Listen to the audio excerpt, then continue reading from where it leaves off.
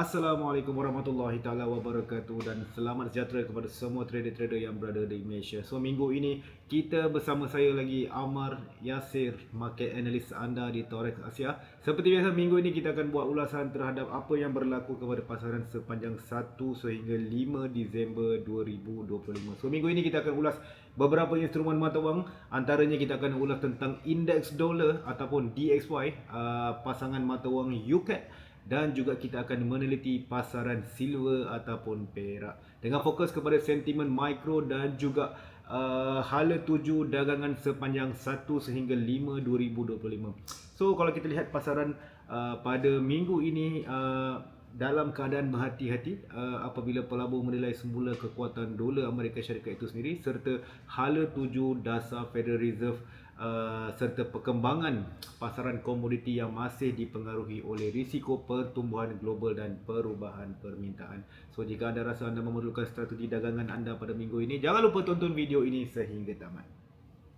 Okey, kita pergi kepada mata wang utama kita iaitu dolar Amerika Syarikat ataupun DXY. Okey. Indeks dolar Amerika Syarikat memulakan minggu ini dengan kedudukan yang masih kukuh disokong oleh sentimen pasaran yang cenderung kepada mod berhati-hati. Pelabur terus memberi keutamaan kepada USD sebagai aset perlindungan dalam persekitaran global yang masih tidak konsisten, terutama apabila pasaran equity menunjukkan pergerakan yang tidak stabil. Jadi sepanjang minggu ini pergerakan DXY dijangka kekal dalam struktur yang stabil dengan kecenderungan bullish. Sebarang pengukuhan lanjut berpotensi berlaku sekiranya sentimen global kekal risk off atau data ekonomi Amerika Syarikat terus menunjukkan daya tahan. Namun jika muncul isyarat perlambatan yang jelas, dolar Amerika Syarikat berpotensi memasuki fasa konsolidasi untuk tempoh jangka masa pendek. Jom kita lihat apa yang berlaku kepada chart DXY. Okey, di hadapan anda merupakan carta DXY. Okey, daripada minggu lepas kita dapat lihat trend penurunan berlaku sepanjang minggu. Okey, kita buat penandaan kat sini. Baik, dari sudut technical analysis kita dapat lihat harga sekarang sedang mencuba paras low yang kita tandakan sepanjang minggu lepas, iaitu di sekitar harga 98.63. Jadi minggu depan, okey, pembukaan market pada minggu ini kita perlu perhatikan adakah kebarangkalian ada tanda-tanda pengukuhan di dalam carta DXY. Saya menjagakan bahawa dolar Amerika Syarikat masih lagi cenderung untuk mencari para support di bawah. Dua penandaan yang boleh kita rujuk untuk kita membuat penandaan di sini. Satu di sekitar 98.53 dan satu lagi di 98.13. Namun daripada channel yang saya lukiskan di atas ini, apa yang kita boleh simpulkan bahawa sekiranya price berjaya menembusi line, okey, ataupun resistance yang telah kita tandakan, ada ke possibility DXY akan mencari paras resistance yang terdekat di atas, iaitu di sekitar 99.514. Okey, tiga penandaan resistance yang kita tandakan di atas sekiranya pengukuhan itu berlaku. Namun sekiranya dolar Amerika Syarikat terus mencari para support di bawah, anda perlu perhatikan dua kawasan support yang ditandakan sebagai idea untuk anda dagangkan mata wang DXY pada minggu ini. Okey, seterusnya kita pergi kepada mata wang yang kedua iaitu USD CAD. Okey, pasangan UCAD bergerak dalam keadaan yang lebih sensitif minggu ini. Ini kerana dipengaruhi oleh dua faktor utama. Yang pertama iaitu pengukuhan USD itu sendiri dan juga prestasi harga minyak mentah. Dengan USD kekal mengukuh, tekanan menaik kepada UCAD masih lagi wujud. Namun pada masa yang sama, pergerakan minyak mentah memainkan peranan penting dalam menentukan arah seterusnya bagi dolar Kanada.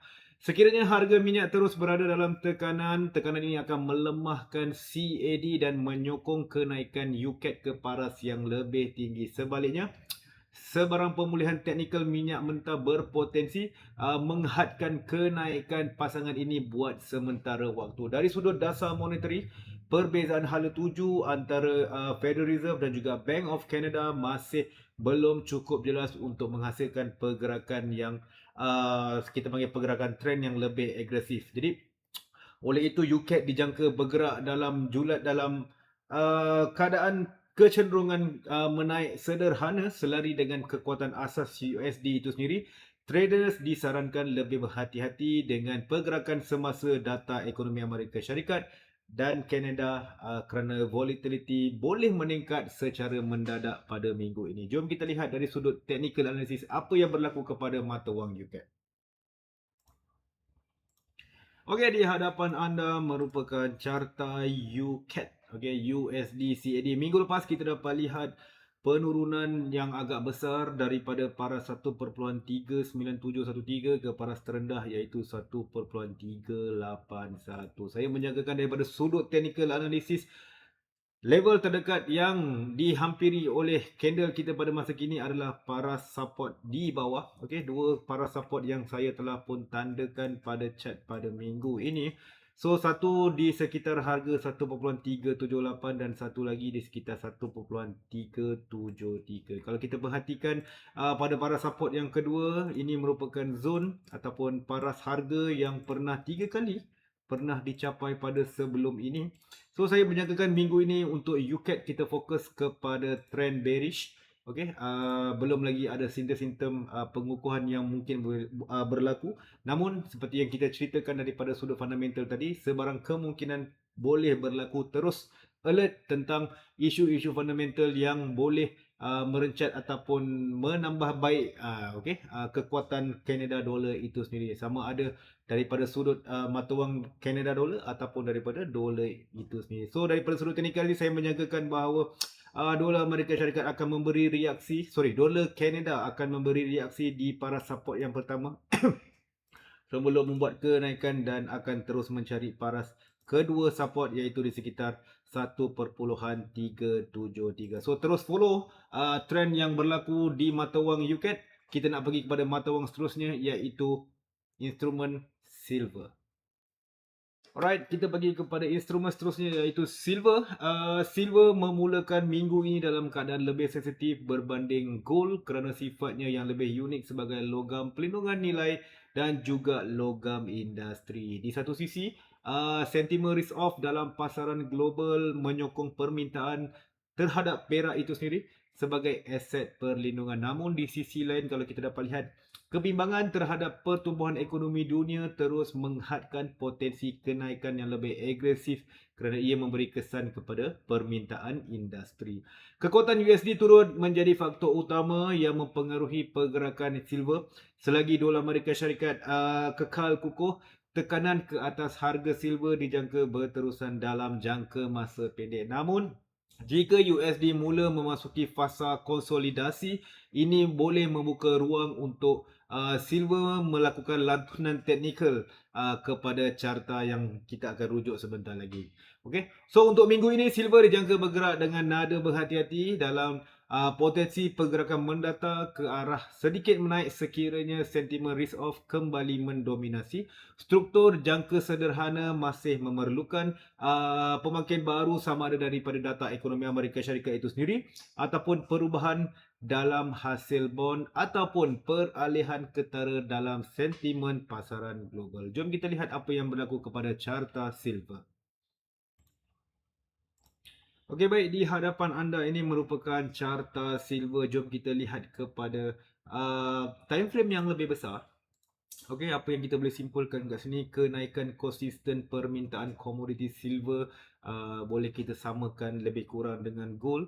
Okey, kita dapat lihat kenaikan berterusan dan juga sentimen pasaran sedikit pun tidak mengganggu momentum kenaikan silver itu sendiri. Okey, so harga tertinggi sekarang silver berada di sekitar 59.35 daripada sudut time frame yang lebih rendah. Apa yang kita boleh perhatikan, ada dua sudut yang kita boleh perhatikan. Satu sekiranya berlaku breakout besar-besaran dan satu lagi sekiranya market masih lagi melakukan sideways.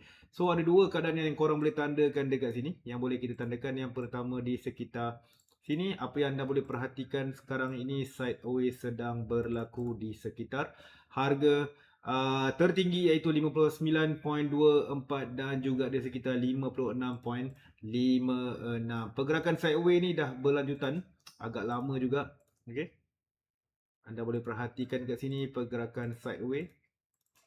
Bermula daripada, kalau kita perhatikan daripada 2 Disember, okey, dan terkini pada 6 Disember 2025. So apa yang kita boleh simpulkan daripada sudut technical analysis, anda boleh perhatikan di kawasan sideways ini sekiranya penembusan berlaku di paras resisten, maka kita menjagakan silver akan melakukan paras harga tertinggi sekali lagi. Namun sebelum kita melihat paras support yang berada lebih bawah di sini, iaitu di sekitar 53.69 dan juga 53.09, anda perlu perhatikan sekiranya silver berjaya memecahkan paras support di sini lebih kurang di paras harga 56.73. Jika berjaya menembusi, kita menjagakan silver akan mencari paras harga yang lebih rendah di bawah yang pertama, iaitu di sekitar 53.80. Okey. So itu sedikit sebanyak apa yang berlaku kepada instrumen silver.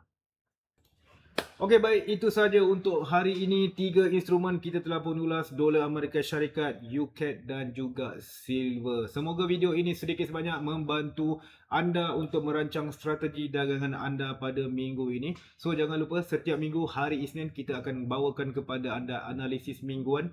So kita akan jumpa lagi pada minggu hadapan. Sekiranya terhadap ada sebarang persoalan ataupun komen, anda boleh tinggalkan komen anda di bahagian bawah. Jangan lupa follow, like dan share Torex Asia. Kita jumpa lagi pada minggu depan, insya-Allah. Kalau ada sumur di ladang, boleh kita menumpang mandi. Kalau ada umur yang panjang, kalau ada umur yang panjang, insya-Allah kita akan berjumpa lagi. Terus ikuti kami di Torex Asia. Bye bye.